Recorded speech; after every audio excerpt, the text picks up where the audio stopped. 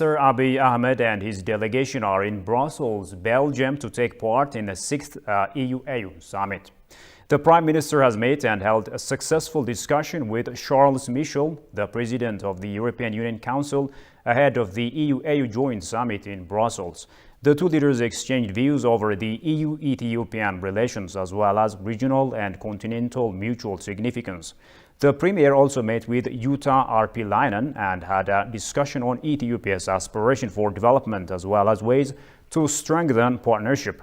The EU-AU summit is expected to discuss various continental and global matters.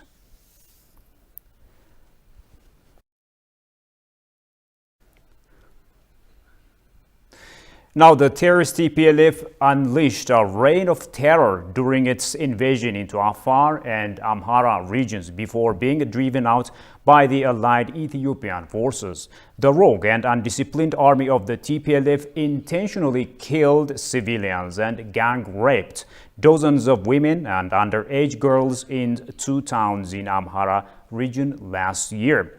Shocking atrocities were also committed on civilians by the TPLF during its occupation in the state. Goshu Melissa looks into the matter as follows. After keeping silent or even assisting the terrorist group TPLF with its unfounded accusation against the Ethiopian government, Amnesty International finally came up with a quite revealing evidence of TPLF's war crimes. TPLF fighters willfully killed civilians and gang-raped dozens of women and girls in two towns in the Amhara region last year. The Human Rights Watchdog interviewed 30 rape survivors, some as young as 40, and victims of violence to get a sense of the atrocities that have been carried out during the 15-month war in areas including China and Kobo. The so-called right groups were a big disappointment to Ethiopians and all friends of Ethiopia, in the sense that instead of exposing the true colors of the TPLF, they took sides with the West, thus helping the TPLF with their acquiescence. Back in February 2021, Ethiopia lashed out at the right groups for the limitations in its reports that accused Eritrean and Ethiopian forces of committing massacre in Aksum, Tigray. Ethiopia at the time said it would have been appropriate for the Amnesty International to undertake the necessary fieldwork by visiting the region and talking to the competent Ethiopian authorities to uncover the truth.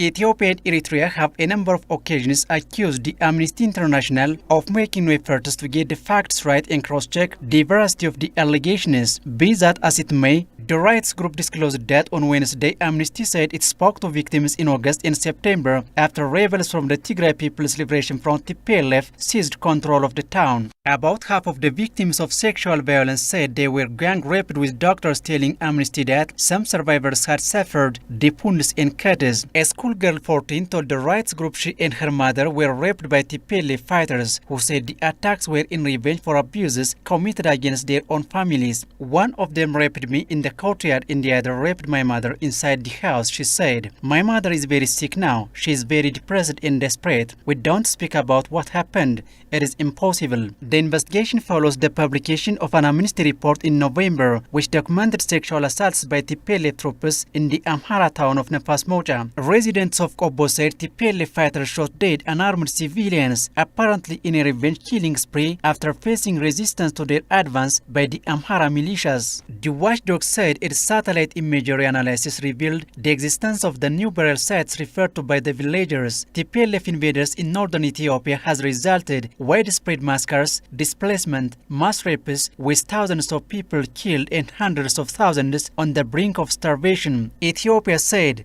it expected high professional standards from a major global rights group, expressing hopes that this situation will be a teachable moment for Amnesty. Today's report may be an indication that the Amnesty International has started striving for impartiality, fairness and neutrality in its reporting on Ethiopia. Deputy House Speaker and Chair of the Ethiopian National Consultative Candidate Nomination Commission says the commission will play a great role in shaping the country's political arena. Johannes Pantown has more on that.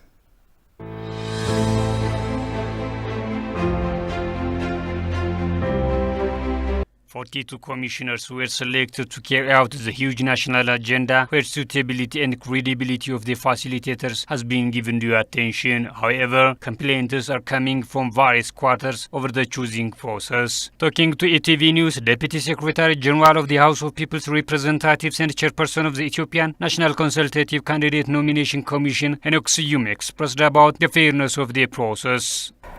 እነኚህ የእጩ ኮሚሽነሮች የተቆሙበት አግባብ አዋጅ ላይ የተቀመጡትን መስፈርቶች መሰረት በማድረግ Following the approval of the National Dialogue Proclamation, 9 criteria have been set for the selection of potential candidates. The nominating committee has started working on these 9 criteria.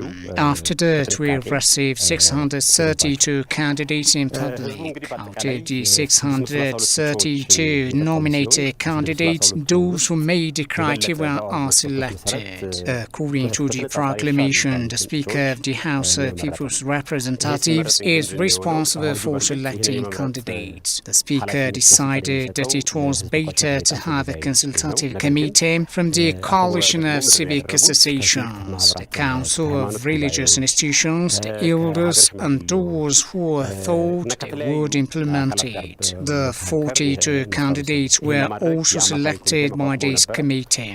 In addition to the 9 requirements set out in the proclamation, the selection process was conducted in a manner that focused on diversity, age, gender, and other requirements. It was also commented by the people from all regions, elders, religious leaders, and others. የጾታ ስብጥርን ያማከለ በእድሜም እንግዲህ ኢትዮጵያ የሁሉም እድሜ የሁሉም ጾታ ስለሆነች በእድሜም እንደዚሁ ስብጥሩን ያማከለ ነው ይሆናል። According to the proclamation, the commissioners selected among the nominated commissioners shall be submitted to the House of People's Representatives for approval. Dr. Henok also spoke about the timing of the final nomination of the commissioners and their main functions and responsibilities. ከ42 ውስጥ በአዋጁ መሰረት ከ14 የማያንሱ እጩዎችን ለምክር ቤት በማቅረብ ያጸድቃል አፈ ጉባኤው ነው የሚለው። The Speaker will present the commissioners to the House of Representatives tomorrow for approval. Once the commissioners are elected, their main job is to discuss, coordinate, oversee the overall consultation process, select moderators, and carry out related oversight. በራሳቸው አንድን የፖለቲካ ፍላጎት ወይም ኢንትረስት ሀሳብ ይዘው የሚሞግቱ የሚከራከሩ አካላት አይደሉም። This is how Henok replied to the complaints regarding the selection process. ቅሬታ ካቀረቡት አካላት አንዱ የፖለቲካ ፓርቲዎች መማክርት ነው። One of the parties to the complaint is the Consultative Assembly of Political Parties. Assembly officials attended a public hearing.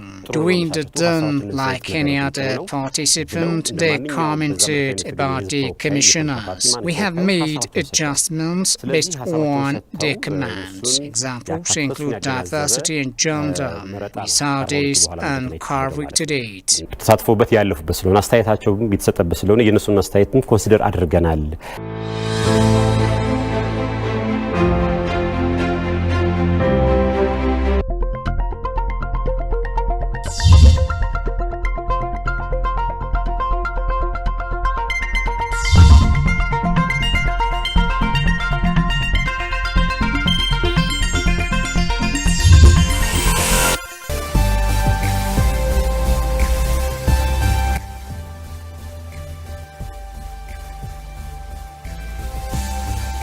Martyrs Monument or Yakata 12.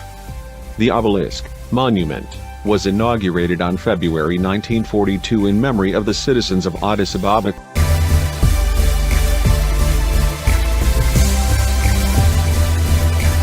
This monument is also called the Monument of Martyrs or Siddist Kilo, 6 km, that is, the name of the quarter where the monument is located.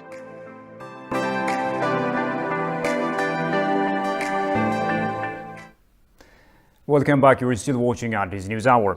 Now, reports show that China has invested more in Africa than the other top 8 lenders combined. And between 2007 and 2020, China's 2 main overseas development banks invested $23 billion in infrastructure projects on the continent. The story is presented as follows. Many countries invest on the continent of Africa. However, as we speak, China has taken the lead when it comes to investment in Africa. Reports are showing that China, in addition to being Africa's biggest trading partner, is building the future of the continent's urban landscapes almost single-handedly. And in spite of the rhetoric from the US president and other leaders from wealthy countries on the urgent need to improve infrastructure on the continent, investment from these countries and international development banks has stagnated at levels far below what is needed. Between 2007 and 2020, China's two main overseas development banks invested $23 billion in infrastructure projects on the continent, according to a February 9 analysis by the Center for Global Development, a US think tank. That's $8 billion more than what the other top 8 lenders combined, including the World Bank, African Development Bank, and US and European Development Banks contributed. During that period, total lending from all parties has leveled off at about $9 billion per year, less than 1/10 of what the continent likely needs to support its growing population and meet urgent health, development, and energy challenges. In some cases, Chinese infrastructure lending has been a risk for African countries, with projects blamed for being sloppily executed, prioritizing the interests of politicians and exporters over local communities, not employing local workers, and piling up unsustainable debt burdens. But on the whole, the CGD report argues that Chinese infrastructure investment has been a net benefit to African economies and sets a bar that the US and other lenders should aspire to. The report also finds that between all public lenders, renewable energy projects have attracted more investment than other sectors, including fossil fuels. That may be a good thing for the global climate, but with more than half of people on the continent still lacking access to electricity, some economists argue that far more investment is needed in grid infrastructure and, in some cases, natural gas-fired power plants. The FOCAC partnership platform between China and Africa is also giving a boost to the cooperation between the two sides.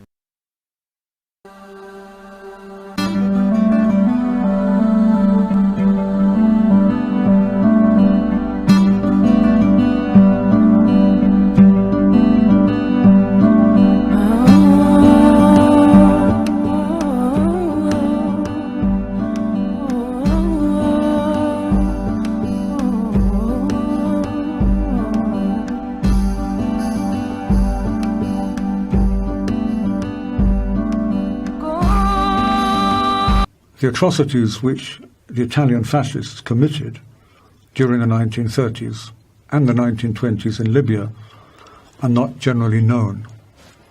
And the reason they're not generally known is that none of the war criminals ever went to trial.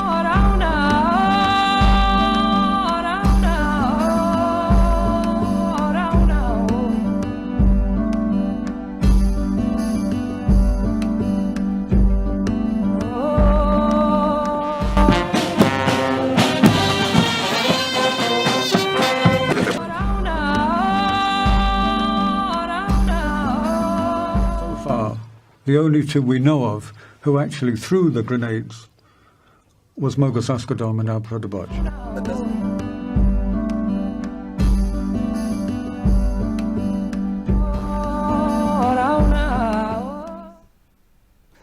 Well, moving on, Ethiopians coming home for the first time after half a century say they had been forced to leave their beloved nation as a result of serious human rights abuses. Meanwhile, the Great Diaspora Homecoming Challenge has made its target. That's according to the Ethiopian Diaspora Association. Sintayo Tamrat has more.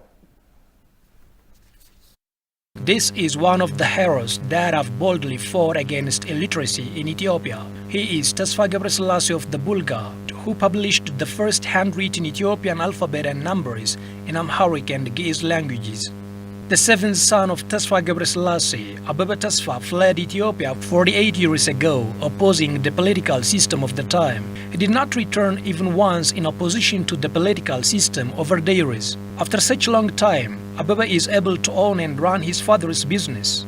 He says he is back to Ethiopia because he realized the political changes, particularly after Prime Minister Abiy Ahmed took power. Creating sustainable peace and security in the country is a precondition for the diaspora to make huge investments in the country. የወጣሁት በአፄ ኃይለ ሥላሴ በወረዱበት Dr. Abiy Ahmed called us to come to our homeland and serve the country and help her. This is my reason to come here. In fact, we have made several consultations on how to serve our country. Although there are challenges here, I believe they will improve. The diaspora is ready to invest here, but sustainable peace and security is a precondition. Another diaspora that shares a similar story with Abebe is Ayansa Ita. He saw his country for the first time after living more than half a century abroad. አሜሪካ ነገር የቆየሁበት ዘመን 52 ዓመት ነው። I stayed in the US for 52 years. After 4 years, I went to the US. There came the Derg regime. The entire situation in Ethiopia changed. Many great people of the time were assassinated. A number of Ethiopians, including youth, were killed. The Weyane regime that came after the Derg was even worse. The country was led by a family of Weyane. I have missed my families here. I have missed my country. I suffered from homesickness. Ethiopia has seen some good after Abiy Ahmed came to power. I've been closely following Abiy's struggle to unite the divided Ethiopians and to free the people who have been deprived of their rights. The Great Diaspora Homecoming Challenge initiated by Prime Minister Abiy Ahmed has met its target as a large number of Ethiopian diaspora, Ethiopian origins, and friends of Ethiopia have flocked to their country and served in the political and economic fronts, the Ethiopian Diaspora Association says. የተለያዩ የምዕራባውያን ኤምባሲዎች አዲስ አበባ የሚገኙ በጥቂት ቁጥር የሚገኙ ዜጎቻቸውን አንዳንዶቹ ምናልባት ትውልድ ኢትዮጵያ A few Western embassies in Addis Ababa were making false calls to their citizens residing in Addis, but few in number, to flee Ethiopia, claiming Addis Ababa is under siege. The media was filled with such news as Ethiopia was to enter full-scale civil war. But this was completely changed as hundreds of thousands of Ethiopians have flocked to their homeland following the premier's call. They showed the world that Ethiopians, despite having political views, always are one when it comes to a national agenda. Our diaspora have also served as ambassadors of Ethiopia, resisting the global diplomatic pressures against the country. Since they came to Ethiopia, the Ethiopian diaspora have been engaging in a multitude of tasks that help their country politically, economically, and socially.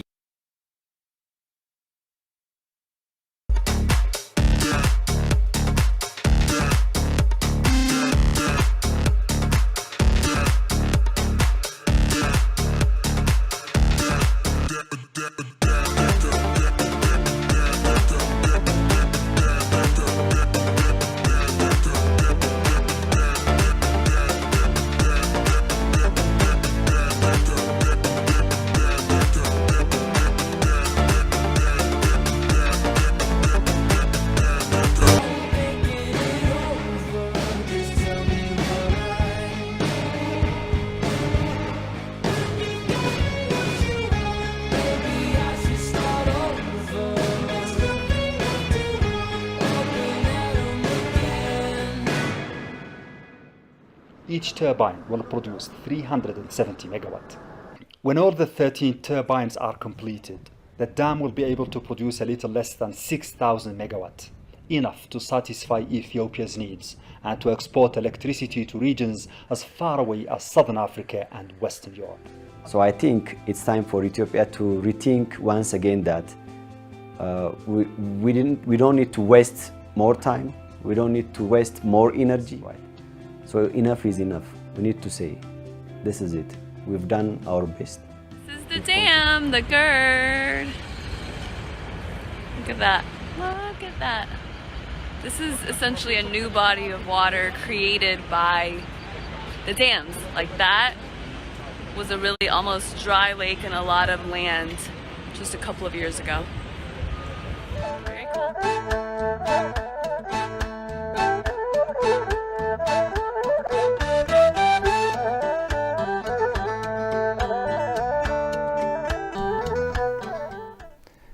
Welcome back, and you're still watching at this news hour. Now moving on, Ethiopia and Italy have agreed to work together in the agro-industrial park development and fashion industry. Industry Minister Malaku Alabel received Italian ambassador to Ethiopia, Agostino Palese, at his office and held discussion on various areas of cooperation between the two countries. He said Ethiopia and Italy have a long history of relations that needs to be transformed into a higher level. He said the government of Ethiopia plans to become a manufacturing industry hub by increasing the productivity, quality and competitiveness of the sector. The Italian ambassador to Ethiopia, for his part, said the two countries have deep economic integration, stressing the need to translate this cooperation into a more practical collaboration.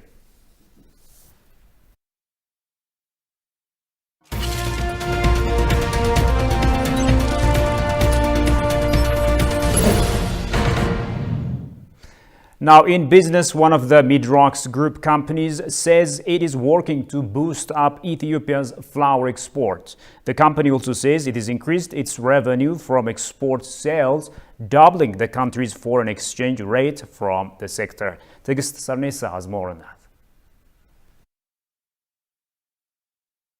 Ethiopia has long been known for its fine-looking flour products that dominate the international market. Documents indicate that horticulture covers the second largest export trade in Ethiopia next to coffee. And Ethio Agriseft, part of Midrox Investment Group, is one of the flour cultivating companies working to develop the floriculture sector in the country.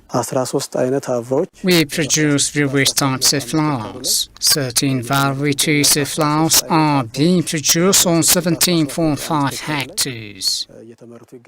We produce 11 types of flours. All species are market-oriented. They have unique colors. These flour farms use natural fertilizer from flour extracts to protect the environment. We do soil analysis, we do the laboratory first, and then the amount of fertilizer that the flour needs. We fill in the gaps and we give it to the flour in two ways: tea compost and hot compost. Tea compost is liquid and hot compost is a liquid addicted to this category. Ethiopia's horticulture sees immense increment in foreign currency attainment. We export 95% of our products to the Arab world, Saudi Arabia, Dubai, Kuwait, Qatar, and then to South Africa. Other than Arab countries, most of our flours, however, are sold in Europe, in Netherlands, and 85% by auction. Ethio Agriseft also plans to increase its production capacity and expand its range of products required in the export market. And now let's take a quick look at the exchange rates of some currencies, and I'll be right back.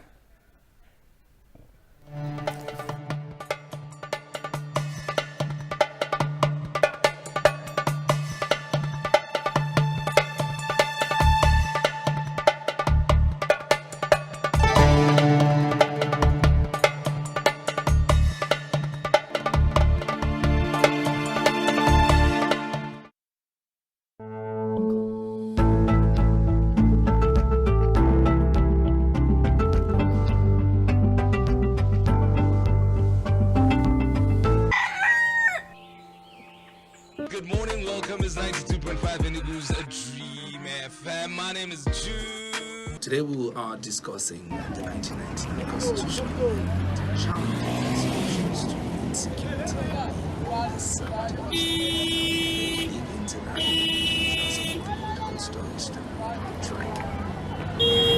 River state governments and parliamentary workers in Nigeria. Now and then, riders and nimble.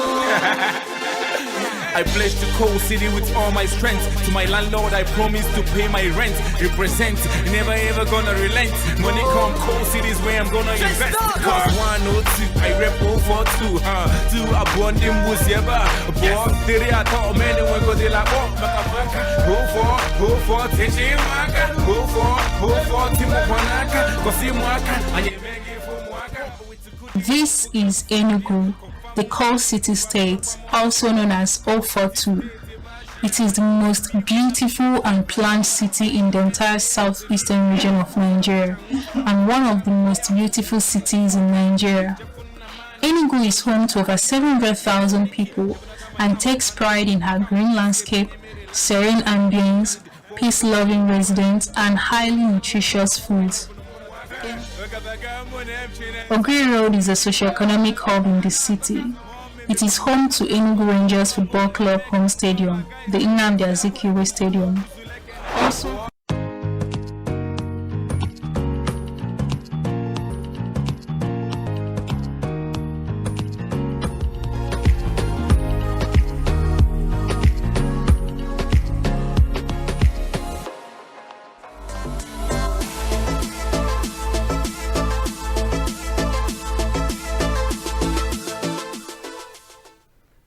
And in our continental news, we go to Ghana, where the country is said to have missed its target of immunizing at least 20 million people last year due to a slump in the vaccine supply. And it wants to step up efforts to get as many people as possible to take the jab. Kasaun Chan has more on that from CGTN. Francois Baldwin is at this vaccination center in Accra to get his COVID-19 booster shot. COVID has come to stay with us, so everybody has to keep himself safe. So for me, protect myself and everybody around and the community safe. Ghana has vaccinated nearly 5 million people fully so far, while people who have already taken a full doses of COVID-19 jabs can now get their booster shots. The rate of vaccination is still low. Health workers there said they anticipated long lines at the start of the COVID-19 booster vaccination, but just a few people have come to take their shots so far, and it was because many people are still hesitant about taking jobs. I'm very scared, so I don't think I'll take it now due to what I'm hearing from people. Ghana has recorded nearly 160,000 cases of COVID-19 infections. The country missed its targets of vaccinating at least 20 million people by the end of last year when it launched its immunization campaign in March. Since we started the vaccinations, we've not had any serious thing that we will say is from the vaccine. So it is safe. We encourage everyone to go for their vaccines, and that will help to protect all of us. Last year, Ghana dumped nearly 13,000 doses of COVID-19 vaccines after they expired because of people refused to take the jabs. Ghana's health services is doing things differently this time to reduce wastage. We have mobile teams as well who are moving to various lorry stations, taxi stations, schools, mosques, everywhere.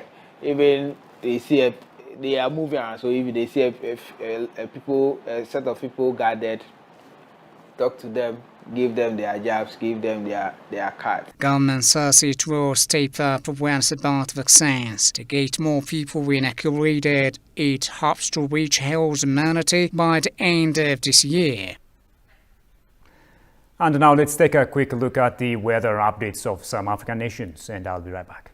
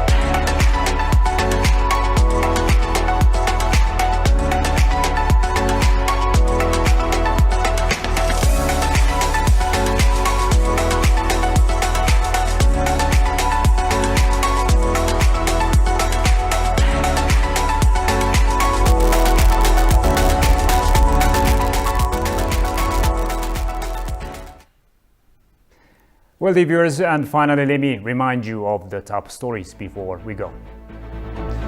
Prime Minister Abiy Ahmed meets with different officials in Brussels.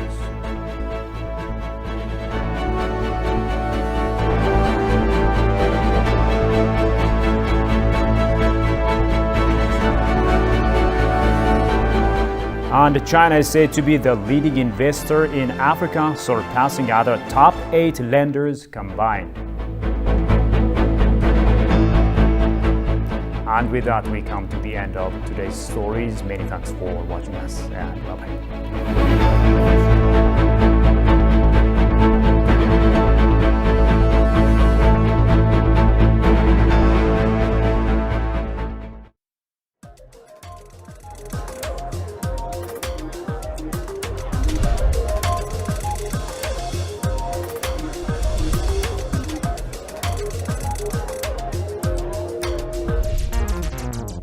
Greetings everyone, and a very warm welcome to Addis Dialogue. With it, I'm Shifara Olako, and today my guest is Tafarra Shaul, who is a long-serving diplomat and journalist. We'll be spending some time talking about the AU Summit to stay with us. Ambassador Tafarra, thank you so much for coming. Thanks for having me. Ethiopia has shown the whole world that it is capable of hosting huge events in the past, and the East African nation has also finalized preparations and is hosting the 35th edition of the AU Summit. What kind of message does this convey to the continent of Africa, to others, especially those that are bent on, disrupting this huge event? That's a very good question.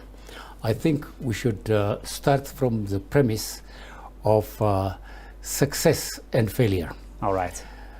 Ethiopia has always proven to be a successful country in hosting any kind of African or international level meeting.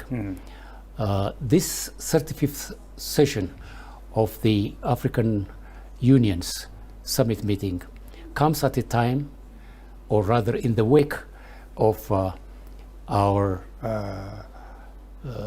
finalizing the repulsion by the Ethiopian forces, by the militia and others, of those forces that were hell-bent on advancing on Addis Ababa and trying to disrupt the good image that Ethiopia had in its international standing as a player in global politics and as a major player in African politics.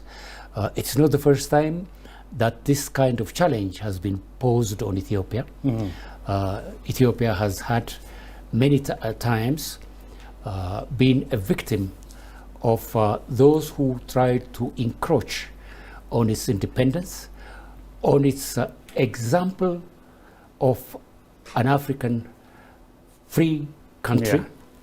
And therefore, the message that it sends is that Ethiopia is still stable. Ethiopia is still a state of ancient standing, a state that looks to the future with hope and aspiration, and a state that has struggled so much, paid so much sacrifice to be what it is. All right, thank you, Ambassador. Now, this being as it is, there have been relentless efforts to rid Addis Ababa of its rights to host major events, including the AU Summit that you just mentioned. So how has this overturned the conspiracy, by some Western nations that are hell-bent, as you said, on disrupting such huge events? And also, to what extent is it diplomatic success? Well, the Western nations know the capacity that Ethiopia has in hosting such events. The Western nations knew when the Organization of African Unity was hosted in Ethiopia during its opening summit. At that time, it was Emperor Haile Selassie and his cabinet and his group of technocrats that made it possible through interaction with their colleagues and counterparts in all then just free African countries. Now, the holding of the summit by itself is not an end in itself. The holding of the summit signifies the fact that Ethiopia traditionally, today, in the past, and in the future, is a partner, a brother, a sister of all African countries. Africans have seen Ethiopia as a beacon of hope and independence. Africans have counted on Ethiopia's support in their quest for freedom, in their quest for development. And we know that the Western world, they regret the fact that they have they had to quit Africa by force and grant independence. But Ethiopia has earned its independence. It has fought for its freedom. Yes, certain countries of late, like South Africa, with the ANC fighting, the other African countries that struggled, like Algeria, have earned their independence. And Ethiopia has always been on their side. And you remember that Ethiopia was the first to champion the freedom and independence of Somalia from Italian and British colonialism. Right. So Sudan from British condominium of Egypt and Sudan. And also of several West African countries and Southern and Eastern African countries. They counted and they count on Ethiopia for support in their independent existence. All right. Beautifully put, Ambassador. Now, let's also talk about the idea of Pan-Africanism. As you know, the idea of Pan-Africanism flares up here and there, and then it soon, diminishes. Well, let's when we talk about Pan-Africanism, Ethiopia is perhaps among the first Pan-Africanist countries. When the brothers and sisters in the Caribbean, in England, in West Africa, in Eastern Africa, and Southern Africa, looked for an African common denominator, they spoke of Pan-Africanism. Why? Because the Battle of Adwa made it possible for Ethiopians to show the world that also black peoples are invincible, that they can fight and preserve their independence. And during the Italian occupation, before the Second World War, when Italy was the aggressor at that time, I remember my father telling me that fighters from Ghana, from the Sudan, and from Southern Africa, from Eastern Africa, who were under British and other colonial rule, came to fight alongside Ethiopian patriots.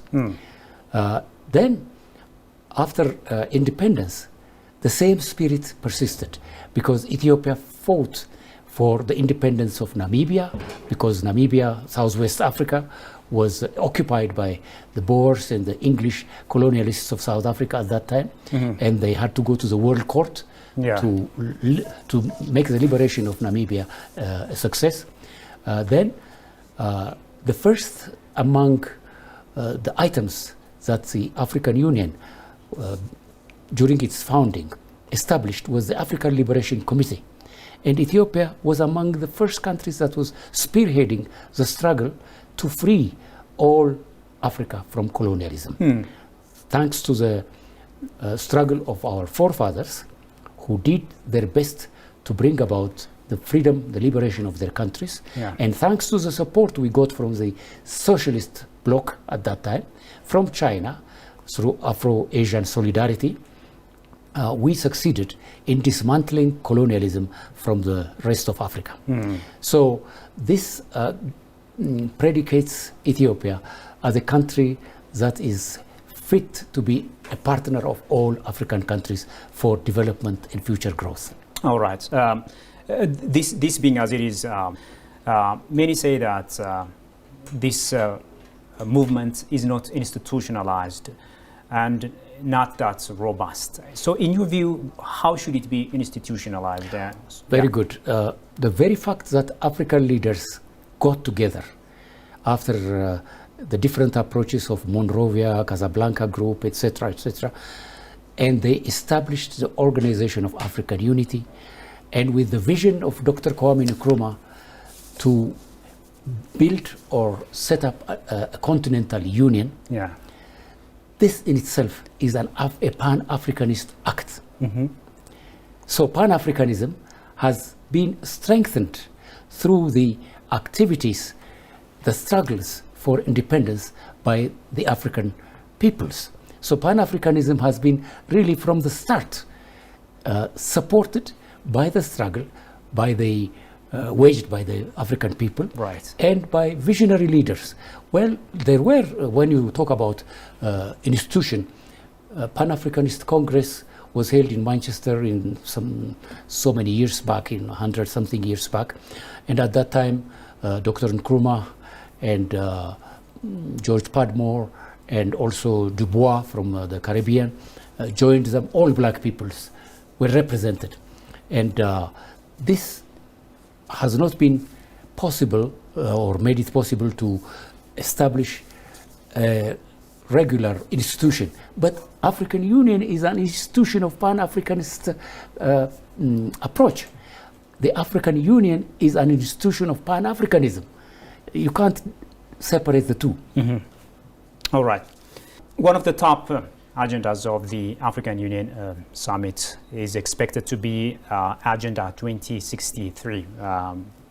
And the economic integration might, among others, of course, be top on the agenda. We've been hearing of this agenda also for a long time, this Agenda 2063. But where is its practicality? Has it stuck somewhere? It is practical, because the building blocks for Agenda 63 have already been in progress. Okay. COMESA, the Common Market of Southern and Eastern Africa, IGAD, and ECOWAS, and many other Pan-African, or rather Pan-African institutions have been set up. These are the building blocks. And the vision of our forefathers, the founders of the African Union, the founders of the Organization of African Unity, was ultimately to have a common currency, a common military force, a common central bank. These are visions. And then this vision has to be supported by practical approach, which means infrastructure. We still need to build a road between Dakar and Djibouti, between Cairo and Cape Town, and between Kinshasa and Khartoum. So these are the wishes of the African leaders, that while trying to cope with the building of infrastructure, but you see, imperialism and former colonialists who regret having lost this very rich continent, the control of this rich continent, don't want a third party to come and take the wind from their sail. China is a major player now. It's a partner of Africa in infrastructure building, in development.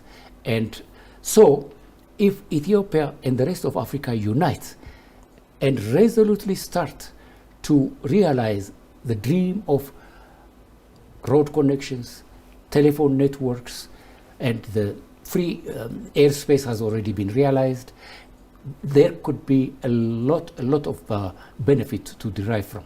Right. And also in this connection, how can the idea of Pan-Africanism, the ideology of Pan-Africanism, help reinforce the ties of the nations on the continent and also close the doors against foreign meddling? The Pan-Africanism idea could be propagated through educating the young people. You know, Africans decided to set up a Pan-African university. It was meant to be set up in Adwa, where Menelik and his forces for the first time defeated a major European colonial aggressor. Unfortunately, with the kind of situation we have in our country now, in the north, the rebels have not made it possible for that university to function properly. We hope once the Ethiopian people defeat the idea of this separate existence of the regions and the provinces, then we will get back to reactivating the Pan-African University. But apart from that, every country, I believe, should set up a mechanism or an educational system whereby school children from the beginning, from the kindergarten upwards, should be educated in the philosophy, in the idea of Africanness, Pan-Africanism, that they as Africans have a pride to protect, that they as Africans have a country, a region, a continent to develop. So this is how Pan-Africanism could flourish. Okay. The fact that the African Union is still funded by some Western nations is taken as some of the reasons making it not that strong or robust. So how should Africans finance it independently and create a stronger well, you see, when the Organization of African Unity was set up, they had no money. And each state had contributed, modest as it is, some money for the setup of the organization.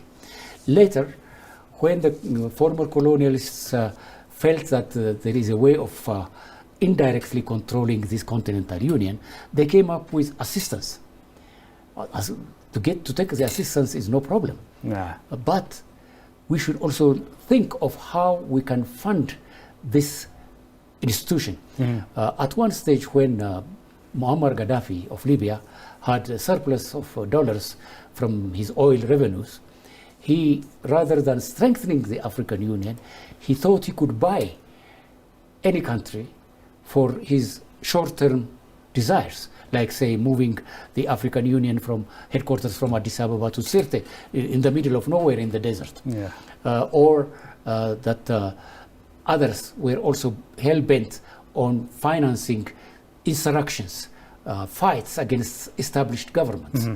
And then, now later, they came up with the idea of the African Union's Peace Force.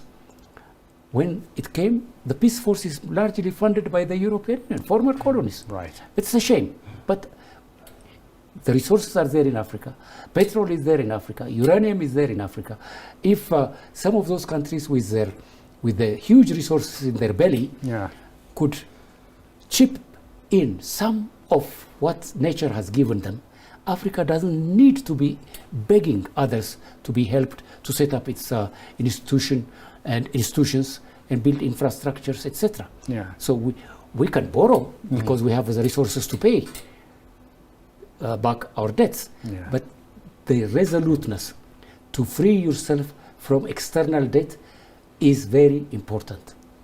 All right. Let's also talk about the United Nations Security Council and the seat of Africa. As you know, African leaders have been voicing their dismay that the continent of Africa was not or still is not represented and doesn't have the permanent seat at the United Nations Security Council. What's your take on the leaders' call and what should be done in the future? Well, you know, Africa is a huge population. That these people are not represented in the highest decision-making body of an international institution like the United Nations is injustice. It is a shame. And after the Second World War, a certain number of countries that were the victors took it upon themselves to be the decision makers. And of course, the others had no power at that time. They couldn't argue, so they had a veto power.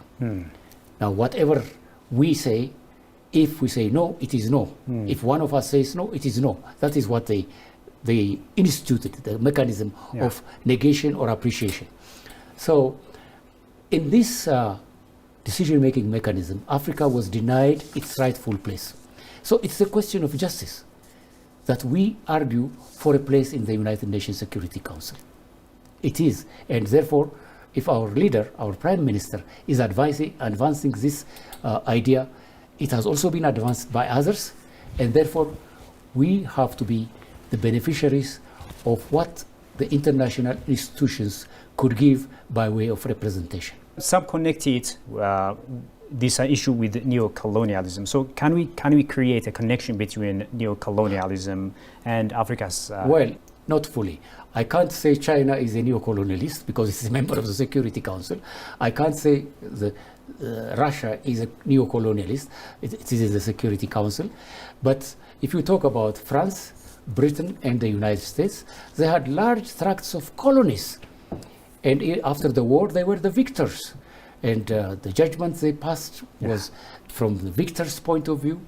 The benefits they took was the victor takes it all. Yeah. So the present situation with regard to the Security Council is there are those who would support the African representation.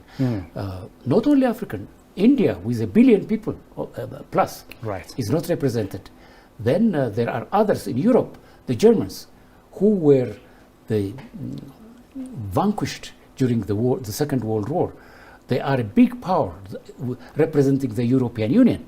They are not represented except France. Yeah. So when you talk about representation, there are so many that have been denied justice.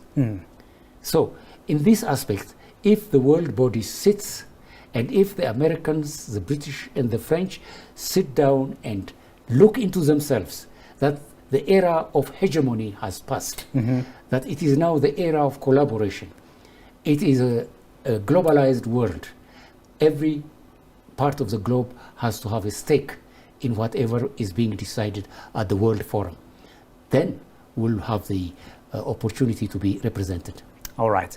As you know, there are various challenges facing the Agenda 2063 initiatives and others. What should the continent of Africa and individual countries and their leaders do to come out of such challenges? Well, the challenge can only be faced if you are united, not only verbally, but also in reality. Some African countries may have certain strings attached to left or right, and if they continue to do that, it will undermine the supreme idea of an African independent development. So unity is first and foremost, and the idea of consolidating their independence through astute democratic development, through the promotion of legality, law and order in their own individual countries, and not be a victim to certain obstacles posed by former colonial rulers. And also, if they look forward from now to the next 60 years, 70 years, and ask themselves, what kind of a continent are we going to bequeath to our children and grandchildren? Yeah. That should be top in their mind. So if they can do that, I think the resoluteness, the determination of our leaders is paramount in this aspect. The African Union has launched various big initiatives, including Agenda 2063, African Continental Free Trade Area, Continental e-passport, etc. In your view, Ambassador, how practical have some of these been, and what remains to be done?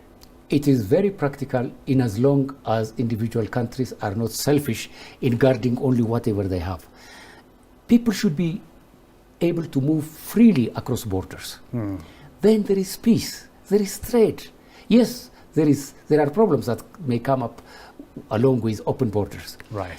And then if they concentrate their attention on development, on common trade, on common security, then it can be done. In fact, Africa has a fertile ground to do that. Europe, after 100 years war, after the First World War, the Second World War, after so many millions have paid their dear lives, they have started to agree. Take the river Danube, for instance, which starts from Yugoslavia across the Austria and goes up to Germany and many countries. It was a bone of contention. Look at the Rhine River. It was a bone of contention. Right. So these countries, they left their individual approach and collaborated on a joint development of the river basins. So now they have a common currency, they have a common defense pact, they have common in every way. Yes, there are still challenges, but their challenges are less than ours, because our challenges are that we have not yet achieved the vision of our forefathers, to have a united, vibrant, and free and wealthy Africa. Indeed, and let's hope that the best is yet to come, Ambassador. Indeed, the best is yet to come. Let's keep hope alive, right. as Jesse Jackson said. Yes, exactly. Ambassador Tafarra, thank you so much for your ideas. Well, the viewers, with that, we come to the end of today's program, and many thanks for your company so far. Until I see you next time with yet another program, it's goodbye from me, Shifa Raulago. Bye-bye.